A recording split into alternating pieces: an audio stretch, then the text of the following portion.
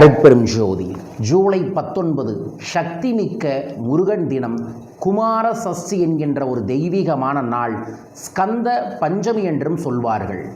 ஒரே ஒரு மந்திரத்தை அன்றைய தினத்தில் நீங்கள் மனமார ஜபம் செய்து உங்கள் வாழ்வில் நீண்ட காலமாக இருக்கக்கூடிய காரிய தடைகள், நமக்கு பல காரிய தடைகள் இருக்கலாம். பணம் சார்ந்து, ஒரு செயல் சார்ந்து, ஒரு லோன் சார்ந்து, ஒரு வேலை சார்ந்து, தொழில் சார்ந்து, குடுக்கல் வாங்கல் சார்ந்து, அந்த காரிய தடைகள் சரியாக நினைக்கிறவங்க வரும் ஞாயிற்றுக்கிழமை நான் சொல்லக்கூடிய பரிகாரத்தை எல்லாம் வல்ல பழனி முருகனை முன்னிறுத்தி செய்தால் கைகூடும்.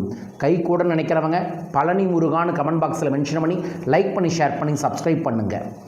காரியத்தை ஜெயத்தை கொடுப்பதால் தான் அவர் ஜெயந்தேஸ்வரர், திரு ஜெயந்த நபர் அப்படின்னு சொல்லுவாங்க. அதாவது அசுரர்களுக்கு அழிப்பதற்காக, தேவர்களை காப்பதற்காக ஒரு படை தளபதியாக வந்தவர் தான் நம்மளோட ஸ்கந்தன்.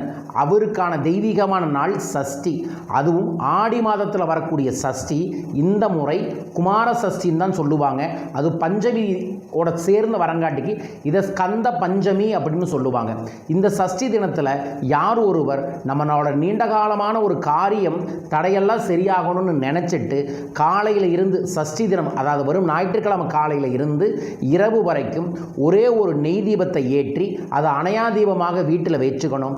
நெய் தீபம் ஏற்றின உடனேயே ஒரு கிண்ணத்தில் நீங்கள் பச்சரிசி கொஞ்சம் மஞ்சளும் கலந்து வச்சுட்டு அந்த தீபத்திற்கு முன்னாடி உட்கார்ந்து என்ன காரியம் உங்களுக்கு சீக்கிரமாக நடக்கணும்னு நினைக்கிறீங்களோ அந்த காரியத்தை நினச்சி ஓம் சகலகாரிய ஜெயப்பிரதா ஜெய ஜயா, ஓம் சகலகாரிய ஜெயப்பிரதா ஜெய ஜயா என்கின்ற மந்திரத்தை 106 முறை சொல்லணும்.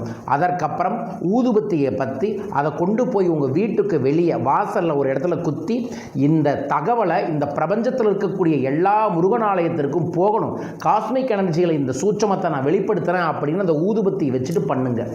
ப்ராக்டிக்கலி பாசிபிளானு கேட்காதீங்க, செஞ்சு பாருங்கள். நீங்கள் நினைக்கக்கூடிய எண்ணம் அந்த புகையோடு கலந்து வான்வெளி மண்டலத்தில், வான்காந்தத்தில் போய் பதிவாகும். அதற்கு பிறகு அந்த காரியம் சித்தியாகக்கூடிய வாய்ப்புகள் கிடைக்கும். இந்த விரதத்தை முழு நாள் உணவு எடுத்துக்காமையும் இருக்கலாம், அல்லது மந்திர ஜபத்தை மட்டும் காலை மாலை செய்து இந்த ப்ராசஸை பண்ணலாம். முடிஞ்ச அளவுக்கு காரியம் சித்தியாக காலை மதியம் உணவு எடுத்துக்கொள்ளாமல் மாலையில் முருகனுக்குரிய பஞ்சாமிரத்தை படைச்சிட்டு இதே மந்திரத்தை சொல்லி ஜபம் செய்து பாருங்கள். 100% நன்மை உங்களுக்கு கிடைக்க வேண்டுமென மனமாற பிரார்த்திக்கின்றேன். எல்லாம் வல்ல பழனிமலை முருகனின் அருள் கிடைத்தால் வியாபாரம் பெருகும், செல்வம் பெருகும், நோய் தீரும், குழந்தை பாக்கியமும் திருமண பாக்கியமும் கிடைக்கும். உங்களுக்கும் கிடைக்கட்டும். வாழ்க. தொடர்ந்து முருகனை பற்றி வேல் தந்திரா என்கின்ற என்ன புத்தகம் நான் எழுதியிருக்கேன். தேவைப்படுறவங்க புத்தகம் வாங்குங்க. முருகனோட வேல் காப்பு என்கின்ற காப்பை நாம் இந்த சஷ்டியில் பூஜையில் வச்சு தர இருக்கின்றோம். உங்களுக்கும் இந்த வேல் காப்பு வேணும்னா தொலைபேசிகள் தொடர்பு கொள்ளுங்கள். வரும் ஜூலை 25 கோவையில் தனிநபர் ஆலோசனையும், ஜூலை 26 வியாபாரத்தில் பெரிய அளவில் வெற்றி பெறணும்னு நினைக்கிறவங்களுக்கு பிஸ்னஸ் மந்த்ரான ஒரு சீக்ரெட் ஒர்க் ஷாப்பை கோயம்புத்தூரில் ஏற்பாடு பண்ணியிருக்கோம். கோவை சார்ந்து இருக்கக்கூடிய நண்பர்கள் கீழ்க்கக்கூடிய தொலைபேசிகளை தொடர்பு கொண்டு பயிற்சியில் வந்து கலந்துக்கங்க.